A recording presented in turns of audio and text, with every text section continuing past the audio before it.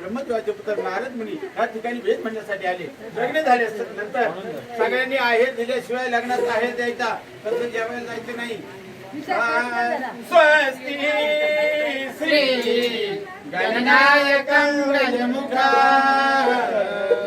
Moreshwar सिद्धित मल्लामणि saver Lenyadri गिरिजात्मकं सुवरधा विनेहरं other ग्रामो रांजन जनसंस्थितो गणपती भूया सदा.